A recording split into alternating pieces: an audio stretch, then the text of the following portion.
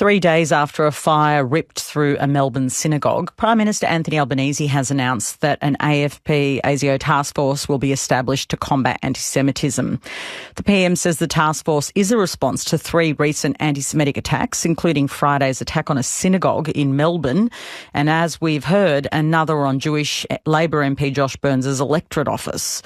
So what does the Jewish community make of the move? Joel Burnie is the Executive Manager of the Australian Israel and Jewish Affairs Council and joins us on the program. Welcome. Good morning, Patricia. What was your reaction when you heard the news about the task force being established? So we've got some mixed feelings, if I can separate it into 2. The first is the practical. So we've had this terror incident on Friday morning at a synagogue. For the past 14 months after October 7, my community has been screaming out, incrementally getting more and more vocal as to the situation that has befallen our people in Australia. A steep rise in anti-Semitism that is clear for everyone to see since the unfolding events of October 7. No less than a couple of hours later on the streets of Lakemba, we had people preaching how elated they were with the massacre.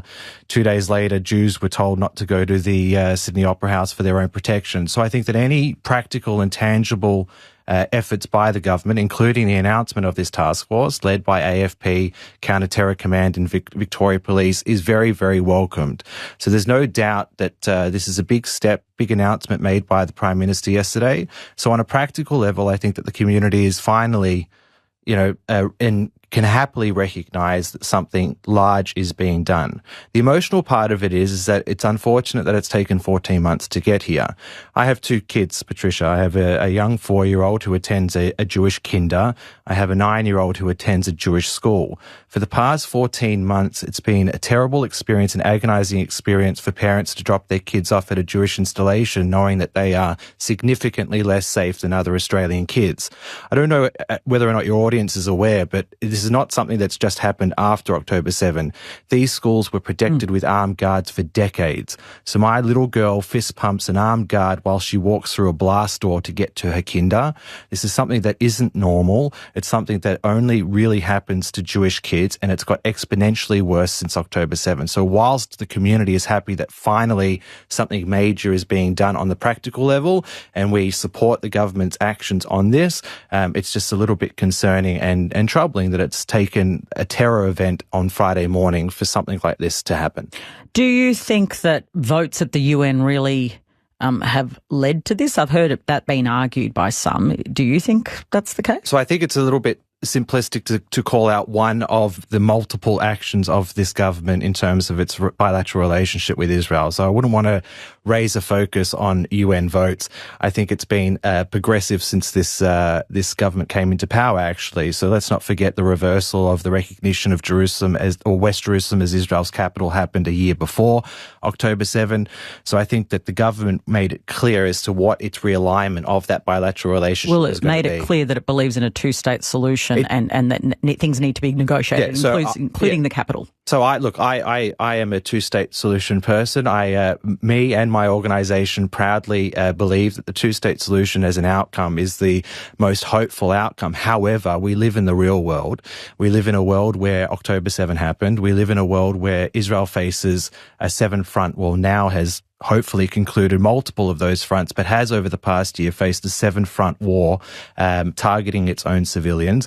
And I'll remind you and the audience that there are still over 100 hostages languishing in tunnels in Gaza. The question is, as I support the 2-state solution, is now the time to prosecute the case for the 2-state solution. I'll take the Foreign Minister's point. It seems as though this government is very good at its verbal gymnastics. It's very good at saying, well, we haven't departed from a long-standing bipartisan position on a 2-state solution. We agree with the 2-state solution. The coalition agrees with the 2-state solution. So what's the problem? The problem is the behaviour of the Foreign Minister at the General Assembly in September and her constant statements calling out Israel as the reason as to why there has been no progress towards a 2-state solution. Israel is part of the reason there's been no progress. Sure, Israel is part of the reason, but she has one sentence to say that there needs to be reform of the Palestinian Authority, and I want to zoom in on that for a second. So stipends are being paid to terrorists that killed Jews on October 7. Hamas isn't paying those stipends. The Palestinian Authority is paying those stipends. That's the organisation and that's the political wing of the Palestinian people that Foreign Minister Wong assumes that we will have peace with in the function of a two-state solution. So whilst looking at what Israel's doing in fighting a seven-front war, I think it is also appropriate to see exactly where the Palestinian leadership is in this, and they are very, very far away to being able to prosecute a two-state solution. Benjamin Netanyahu is very far away and not committed at all to a two-state solution. He has been on the record to support it. Where is there any evidence that Benjamin Netanyahu is committed to a two-state solution? So unfortunately, I hate the saying, but there are multiple ways to skin a cat, Patricia. So right before October 7, one of the main justifications as to many pundits and analysts have claimed was in Hamas's priority list as to the timing of the event was to put the kibosh on normalization with Saudi Arabia. Now, the Saudis had made it clear that they would not normalize with Israel unless there were tangible and practical steps towards some type of resolution to the Palestinian question in terms of the context of the two-state solution. So if Australia, as a middle power, as the foreign minister keeps claiming that we are, tried to prosecute a two-state solution, she could have done it in a different way. And that track is the Abraham Accords. Normalization with Arab countries contingent on positive and proactive steps by the Benjamin Netanyahu government in terms of the Palestinians and the two-state solution. That would have incentivized Netanyahu, as you claim, is against the two-state solution. He would have put tangible steps to pursue a two-state solution if Saudi normalization was on the table. And it was before October 7. So like-minded countries, including middle powers like Australia, could have gone the other way. Instead, she chose to go the other. I want to put this to you. I just spoke to Josh Burns, and he indicated that he had a statement ready to be read by the Shadow Minister James Paterson at a press conference, and then Peter Dutton instructed that shouldn't be read. Like, just zooming out, was that a mistake? Don't we need our political leaders to be standing and working together on these themes? I think we do. I think that the Jewish community, if it had its choice, would have a clear and very strong bipartisan position on this, but it hasn't been the case for the past 14 months. So whilst we've had, take the past couple of days, for instance, so we've had a number of Liberal leaders, including Peter Dutton, attend the synagogue. The Prime Minister is yet to attend the synagogue.